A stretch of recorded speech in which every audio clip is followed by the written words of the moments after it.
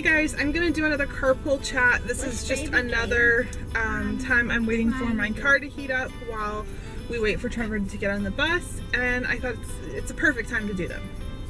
So a question that I get asked, a lot is, Christmas budget and making it fair and, all that. Once you have more than one kid, it does get kind of challenging trying to make sure that it's fair and, however you choose to do it. So we've done it multiple ways. We've done it where everyone had the same amount of gifts. We've done it where people have had the same amount of money spent on them. And in all honesty, I think until kids are old enough to grasp, so that like 7, 8, 9, 10-year-old mark, you really do kind of need to do it a similar amount thing, and even like one big thing and one little thing.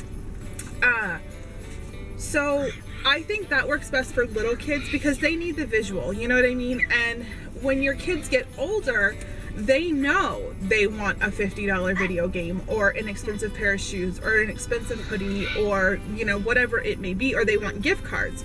So they've realized that they don't have as much under the tree, but they're starting to understand value and how much things cost. And I'll be very upfront with my oldest and say, look, this is what your budget is. This is what I'm spending on you. So you need to make sure that what you're asking for is realistic. So we don't do $400, $500, $300 toys. We just don't, because it would be our full budget. I think the most expensive things my kids have ever asked for have probably been like a DS. Trevor asked for a iPad. He didn't really ask for an iPad. He didn't really ask for an Xbox. They were things that he wanted, but he never asked for. And my mom ended up getting them for him. Aubrey wanted an American Girl doll chair. The chair alone, I think, is like $160, and Julie's like $130. And I told her, no, I'm not buying you any more dolls. You have plenty of dolls. And at the time, I had already gotten her a doll. So it's like my mom kind of sees the things that they really want and she gets them for them, because I'm just not going to spend that type of money on them for Christmas. I think that if they want something like that, then they need to save up for it. By all means, if Trevor had told me, look, I don't want any Christmas presents, but I want like a $200 gift card to Target so that I can buy an Xbox and save up more money, I would have done that. But for us, we just kind of put a cap on it of like a certain amount that we don't want to go over. And that's just for their presents. For their stockings, it's just stuff that we pick up throughout the year. We try to do it mindful. Try to get your stocking stuffers like at the end of the year, if you want the Christmassy type things. But in all honesty, like, you could really make a great stocking for like a young girl with Bath and Body Works free coupons throughout the year if you just stockpiled them all. A couple nail polishes or makeup that go on clearance at Target. Socks and stuff like that go clearance at Target. Just shop year round and get just little trinkets and little things here and there. And then of course, closer to Christmas, we'll buy like the little candy canes with candy in them and different stuff like that. I think that when the kids get older, when Ellie is probably like 8 or 9 years old, I think that we're going to start doing it where they draw names and they have to stuff a stocking for that sibling. And obviously Jeff and I will pay for it, but it would just be fun to see what they come up with and how they would stuff a stocking for one of their siblings. So we try to do it fair, but at the same time it's not fair. Ellie, I've been able to shop clearance and sales for Ellie all year long, and I mean, I have to double check what I've spent on her, but it's such little compared to what I've paid for Trevor, and she has like a million more presents than Trevor does. But it's just, that's the beauty of when they're younger. You can like really, you can spend like $60 and have them a tree stocked full of presents if you're shopping, sales and clearance and all that stuff. So yeah, that's how we shop. I try to make it, as fair as possible. So this year under the tree, in all honesty, Casey and Ellie will have the most. But I'll probably have spent the least on them. And then Aubrey and Trevor have less under the tree, but they're starting to understand. Aubrey's 8. Trevor is almost going to be 11. He's going to turn 11 a few days after Christmas. So it's like they're starting to get it.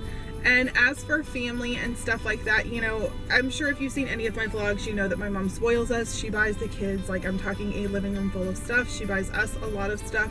You know, last year I got a lot of high-end makeup and people were questioning it. And the only way that I can describe it is, and I'm not going to justify it for anyone, but you know, we grew up poor. There were times when I was eating bread and butter for dinner for days at a time. We lost cars. We were, you know, sometimes having to move from place to place because she just couldn't afford rent. I had like a couple outfits. There were many, many years that my mom needed to save face, and so she bought presents for our cousins and we didn't get anything. And I'm talking like we were old enough to get it. So for her, now that she's in a better financial space, you know, around the time I got pregnant with Trevor,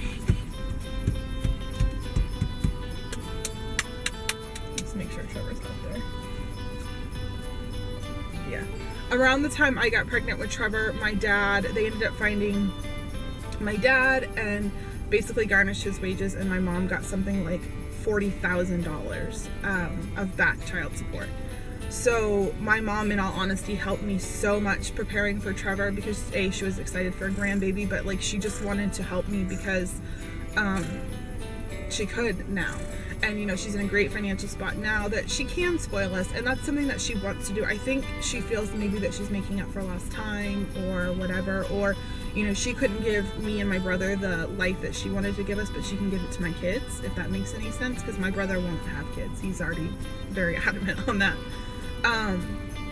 So yeah, so you know, we do get spoiled from her, which I guess in my mind is why I think, okay, I don't need to have a million things, and I don't need to get them everything, and I don't need to get them every single thing that they need to have, because you know, they get gifts from her. My dad normally sends about $250 for everybody.